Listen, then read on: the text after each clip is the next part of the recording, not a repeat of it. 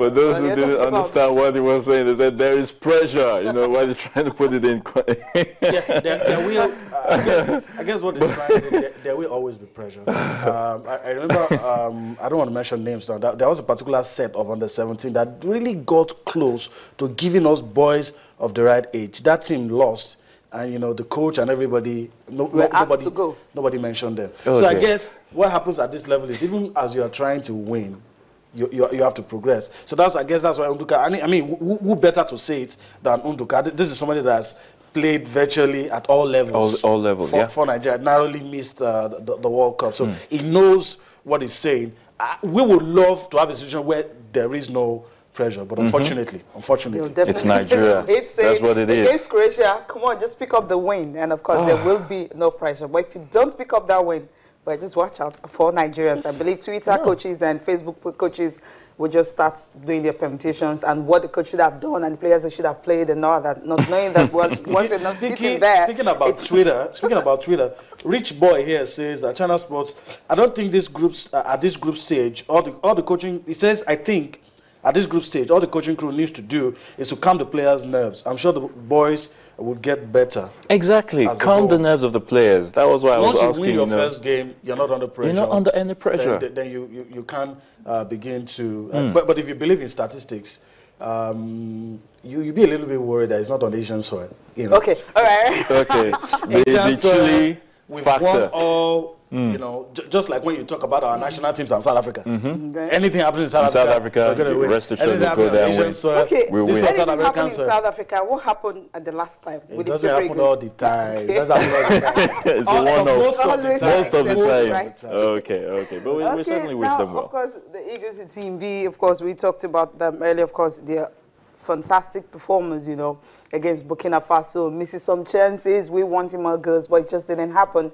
By the end of the day, well, they come up with it, which is really cool. Yeah, I mean, I don't know about you guys, but I mean, it's fine results. It could have been better, but it could also have been worse.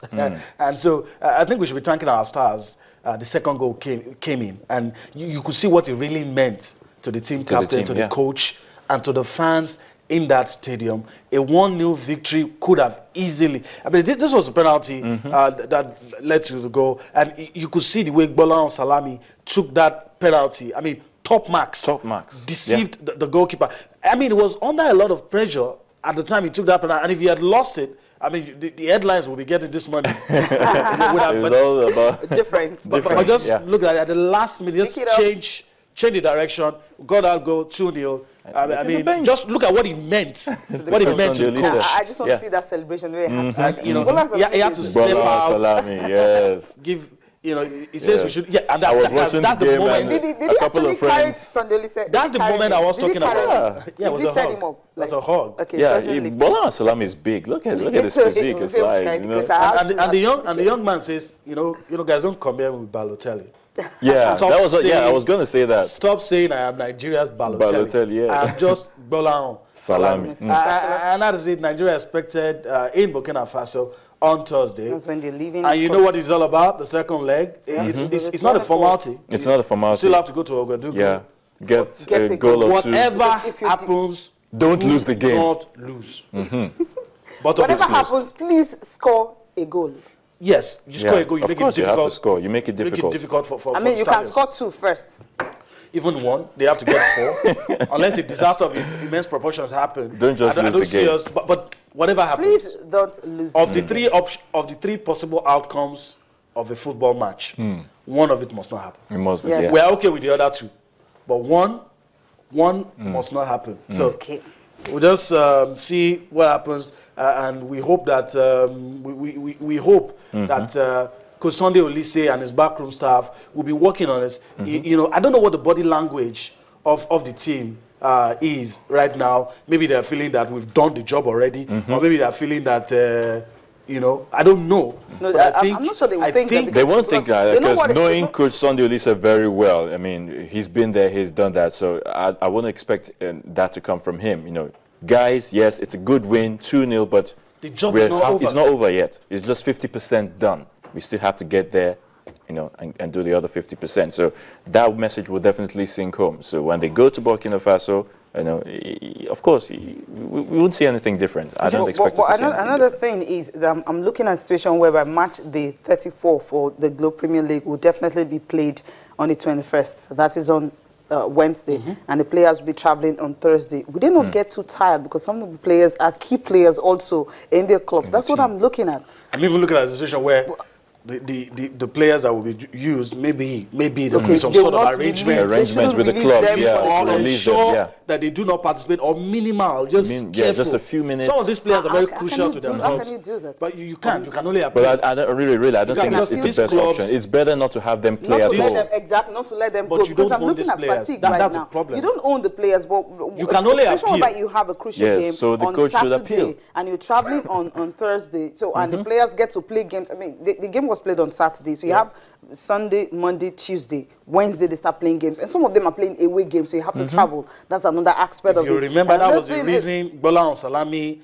had to sit out in training before a game, and you know, a lot of us started saying he wasn't going to play. Later, you know, complained about exhaustion, and tiredness. NFF had to even say he wasn't going to play before it was all of those. So let's appeal to the NFA, the NFF rather, the authorities, the league management, or the league management. Yes, exactly. Just work out something. Just do what they have to do. Yeah, work it out. We're actually hoping. Okay. We're actually hoping that we will be able to get Story Bitoni online, but it seems that might not be possible for now. What we're going to do right now, let's go on a break. Well, on Saturday at the indoor sports hall of the National Stadium, the Wheelchair Basketball Championships came to an end, and we caught up with the sponsor of the event, and of course with the winning captain, that's Team Lagos. We allow you to listen to them on their general impression and what they think should be done to improve the game of wheelchair basketball. Join us again.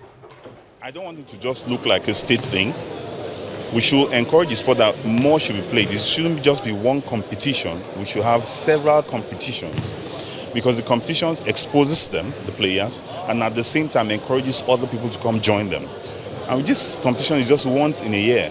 If possible, I want to be able to see how we can get other competitions, 3 within the year, and the 4th one will be the grand one to crown it all to close the year, and that will be a great boost for the sports. I also foresee a situation where I believe we can create leagues. Now, leagues are not cheap because you need to sign the players on and have people who will sponsor them. Now, we need to have corporate bodies, appeal to corporate bodies to come do this, or even get the federal government or the tax agencies to see how we can mandate these companies out of write it off their taxes, but let corporate social responsibility be entrenched in the contents of in the laws of our local content, so that people who operate, whatever way you operate, be it in the oil industry, the banking or the corporate world, ensure that a percentage of whatever you earn goes into corporate social responsibility, and let special sports development be one of the ways by which that can be done. You see many companies or corporate bodies buy up players, form a league for them, and get them to begin to compete. This is a way of developing the sport. It may not be necessarily wheelchair, but there are other special sports, because these are disabled people who ordinarily are, I won't say disenfranchised, but cannot compete effectively with you. So why not give them an opportunity by creating an enabling law that will help them compete effectively with all the others? And that way, in doing that, if the federal government takes its time to do this, you'll be shocked that you've been able to create funding, even not at government expense, create funding to develop a special area that will bring honor to the country.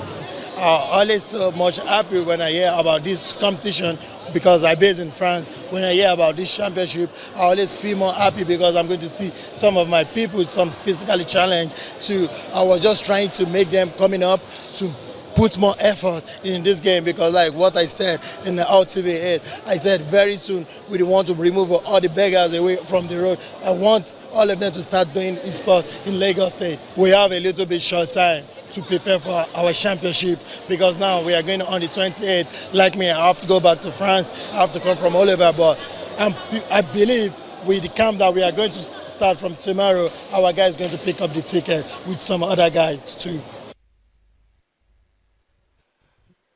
Okay. The ticket, that's what is important. Just in case you don't know, Nigeria will be involved in the African Wheelchair Basketball Championship, just in case you don't know. And that's what Lukman Ibrahim was just talking about there. And by the way, Lukman Ibrahim is the captain of Team Lagos. Team Lagos won that championship.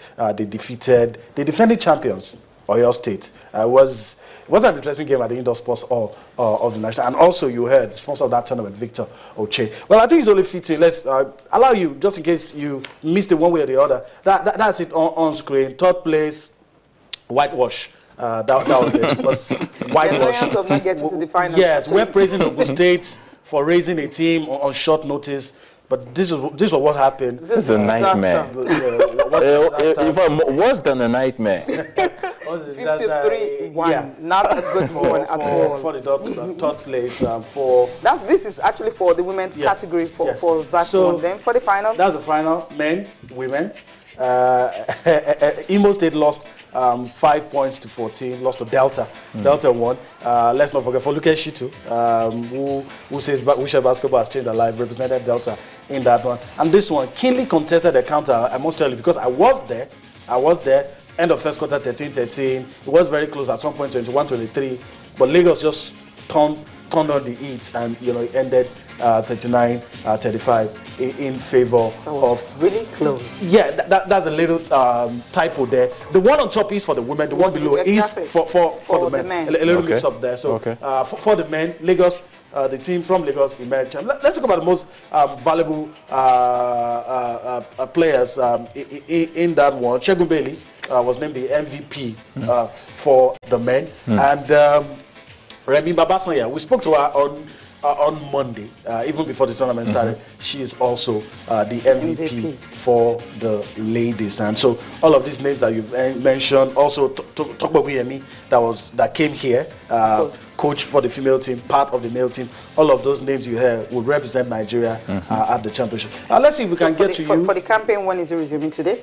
Yes, immediately after the tournament, the federation president told me that they are moving from here. I don't know the criteria that will be used for the national team selection, because if you listen to what Lukman said, some players playing abroad will also join. Okay. So I really don't know. He says he's going back, so it's possible some of them may not even be part of the around. team. Yeah, visa issues. That's what from what I gathered.